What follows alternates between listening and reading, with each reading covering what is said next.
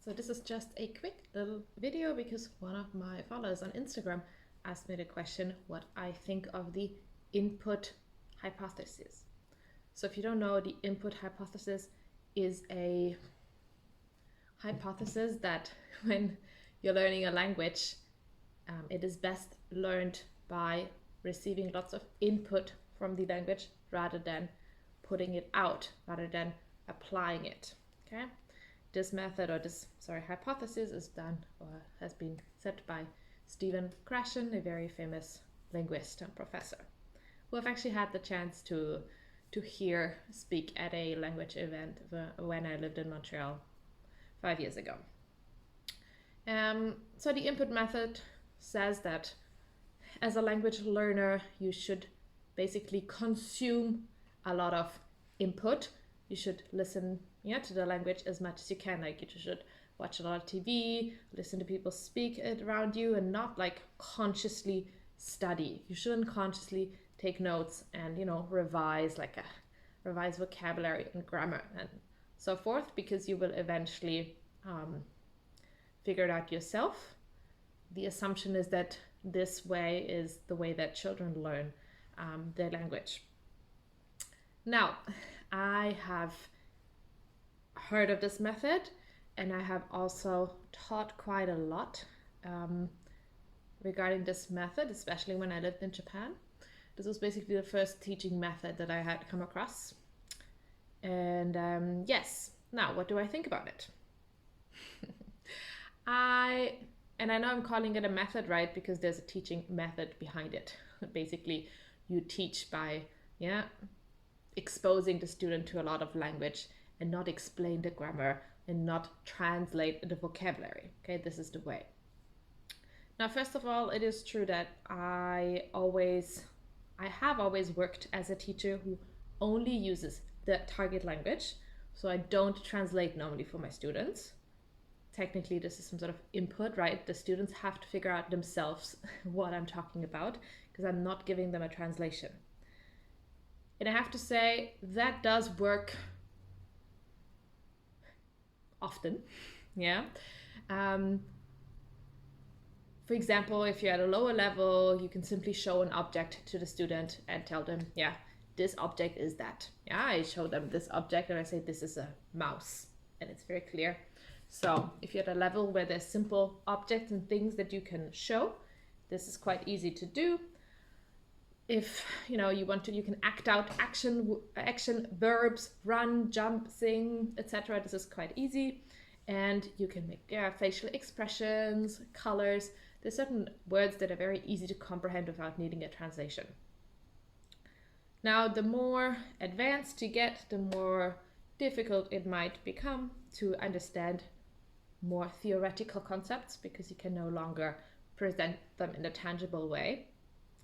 On the other hand, by then, you should already be able to understand one new word, in context. So if there's one new word that you don't understand, but you understand the rest of the sentence, you might be able to guess the meaning of it anyway.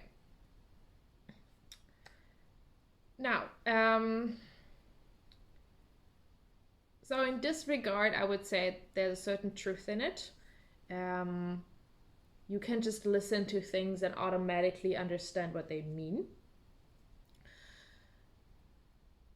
When it comes to grammar, I think this is when you notice the most how an adult is simply no longer a child. And I'm speaking from my own experience of learning a language, as well as having read that and experienced it, because I've been a teacher for so long.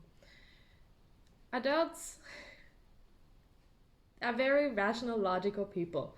They want to understand the structure. They want to understand how something works. And they get very frustrated quite easily if they don't.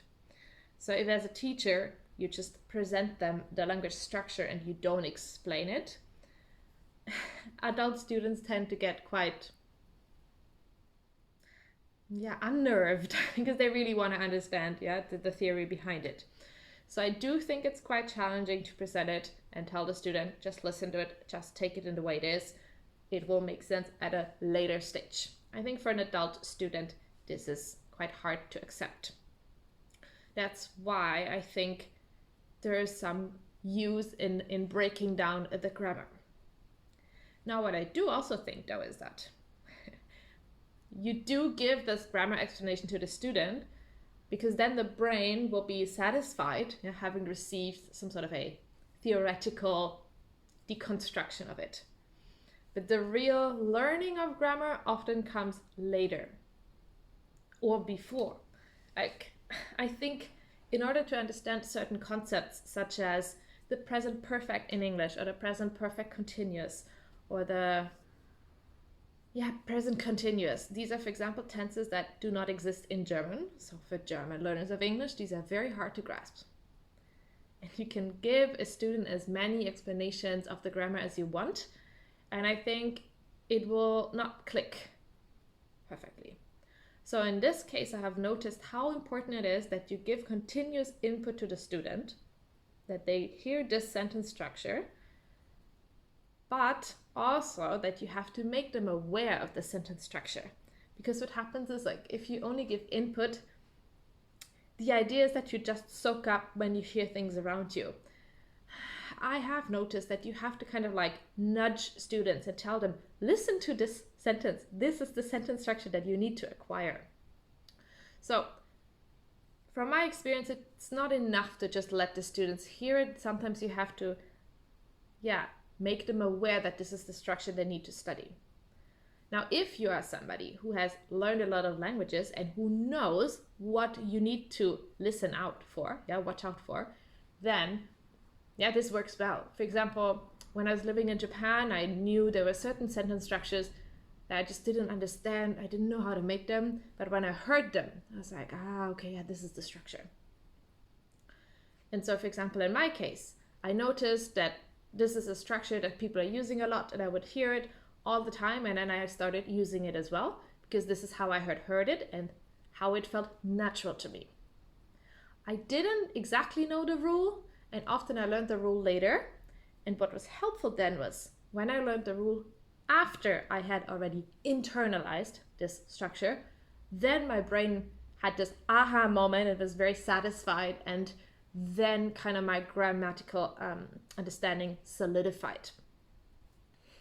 So I find it very hard to say that you do not need a grammar explanation, even though I do think that it's very helpful if you just internalize a grammatical structure the way it is, without thinking about the exact grammatical breakdown.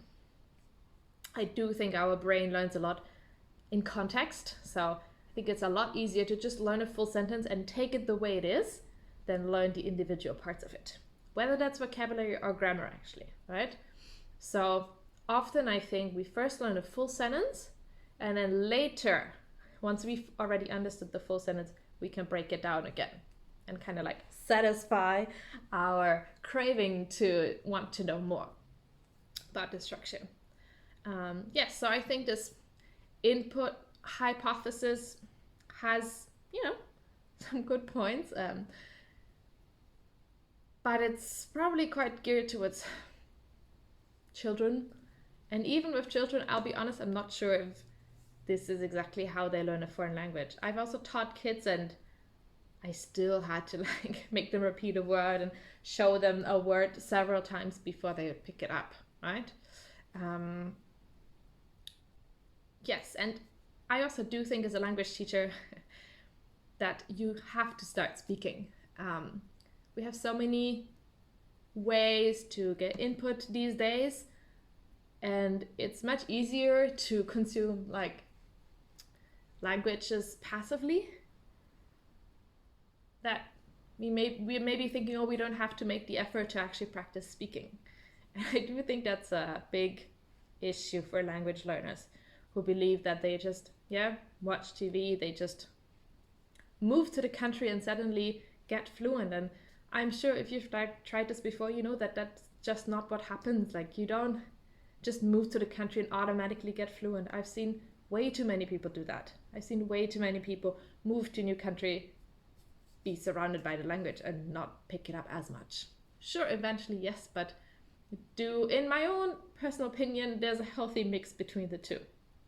I do think input helps a lot to accept the language the way it is, to make sure the language doesn't sound foreign to you anymore. And then like output and more focused study helps you just to break down all this, all this massive knowledge and new things that you are receiving. And it kind of puts your brain at ease and everything seems to be more under control, right? What are your thoughts on this? I'd be really curious to know, so please drop me a comment. Yes, and I hope to see you in one of my next videos, whether that is on YouTube or on Instagram. All right, bye.